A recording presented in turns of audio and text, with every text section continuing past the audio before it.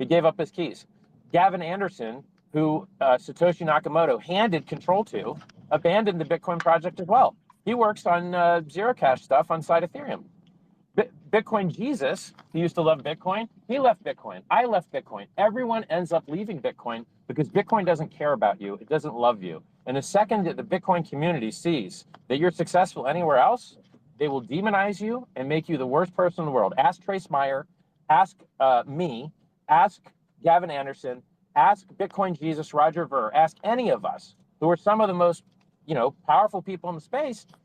We've all abandoned Bitcoin because Bitcoin abandoned us. When Bitcoin.org was hacked and a scam was on the homepage, did Satoshi come and do an emergency live stream to save Bitcoiners? No, but I did because I care more than he does. And when's the last time Satoshi gave you free coins? I give you free coins. He doesn't. Satoshi's dead or a coward. Vitalik's on stage every day. Where's Satoshi? This is stupid. Money is supposed to be a commodity. It's not supposed to care about you. It doesn't have consciousness. It's an unconscious commodity. It's not supposed to be biased. It's supposed to be neutral money. That is the precise problem with Hex, and that is why Bitcoin is better than Hex. It's unbiased, neutral money. It's a tool. So Hex is up 250x versus Bitcoin right now. 250. So Shane McShane, I'll let you speak. Thanks for joining as well. Tone, you've been waiting patiently. I see Munib as well with his hand up, and Wendy, and I'll let you guys speak in a bit, and Bullish as well. So Tone, you've been very respectful muting your mic, so I appreciate you being here. So, do you want to give the audience first, introduce the audience? Richard, you and Richard, you go way back. So just to touch on that, because a lot of people don't know that. And then address the points made by Richard, especially about Bitcoin, and if you want to touch on Hex as well. Hey, Mario, honestly, I really don't mind Wendy and Munib going in front of me if they're going to be quick. But then when I finally get a chance to talk, I expect Richard to stay on mute the way I did. Otherwise, this makes no sense. And this debate is going to be very frustrating because 80% of what Richard said is like a lie. Do I address the inaccuracies of his argument, or do I address the assuming that Richard is right, even though it's pure bullshit? Do I address it that like he's wrong on I don't even know how to debate something when half the things he says are just factually wrong? Like, do I debate the facts or do I debate the concept? I have absolutely no idea. So let me think about that as I let Wendy and Munib say something. So sure. So Ton, I'll let you prepare your arguments, and yeah, Richard will mute. And Tone's dialing a friend right now. He's calling all his homies. Okay, so I'll let Munib go first, and then Wendy, if you want to put your hand up again, if you want to speak, because your hand is down now. But Munib, I'll give you the mic, and then Bullish, and then McShane, if you want to also speak before we give the mic to Tone. I have to leave, so I just wanted to tell everybody I love and respect you all, and I hope that everybody can have a nice, respectful, or actually a nice, decent conversation, because decency is the bare minimum, and that's all. So just, again, you guys do what works for you. Be respectful to each other, and everybody's entitled to their opinion, and I'm learning a lot from both Tone and Mr. Richard Hart. And that's all, and I'll be live streaming if you all want to hop over to my channel. But anyway, sending everybody love and light, and keep the debate going, but be decent. Goodbye.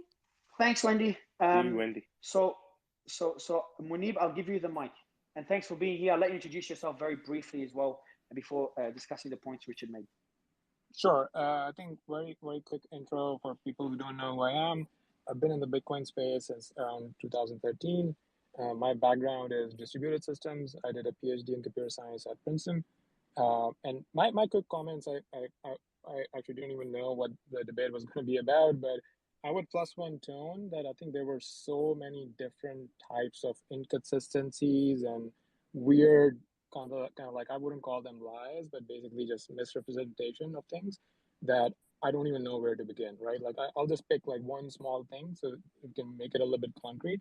Like, for example, there seems to be an argument here that proof of work currencies are somehow worse at the inflation type of bug. There's basically no correlation there, right? Like these types of bugs, all of these different blockchains are basically software, they're code. Any type of code can have bugs.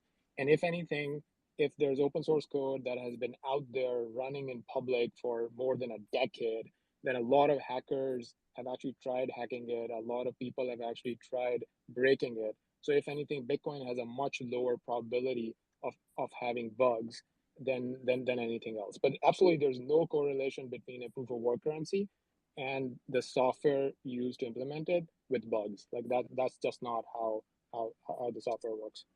Reality doesn't agree with you. Just Google critical vulnerabilities Bitcoin. It's really that simple. The facts are on my side.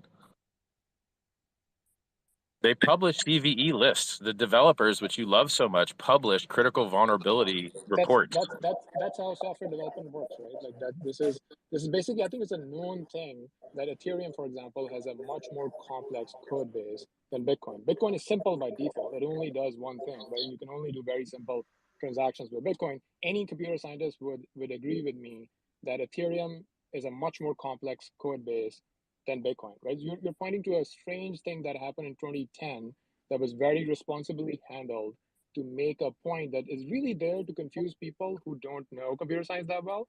And most of the Bro, are you crazy? 2019 is not 2010. 3 years ago is not 2010, is it, buddy? I don't think you know what you're talking about. I'm talking about the 2010 bug that you keep referring to, right? Yeah, and I care less about that one. I care much less about that one than the very recent one that was done by the same guys that are still currently working on the software. Blue Matt, the guy that introduced that bug, is still working on the Bitcoin software. You're just fantasizing.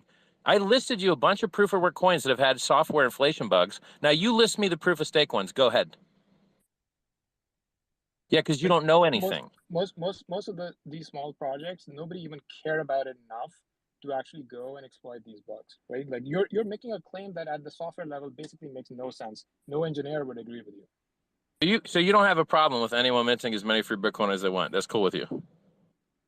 No one is saying that, right? And okay, so you support the bug bounty program at Bitcoin and listen, I'm speaking right now, so maybe you can let other people a chance to speak. What I'm saying right now is the Bitcoin code base is actually very simple because Bitcoin is a simple protocol. It has been there for 10 plus years. It has the most number of eyes on it. The most number of hackers have actually tried breaking it because it is by far the largest asset class out there. So people can make the most amount of money if they can break Bitcoin. If people have Munib, how many months does it take to onboard a new developer? I'm not done speaking. When you were talking, people were quiet, right? So you can do the same to the I other asked you a well. question to get you to talk. Quit being so sensitive. I'm not done speaking, right? So when I'm done, please you can ask your question after that.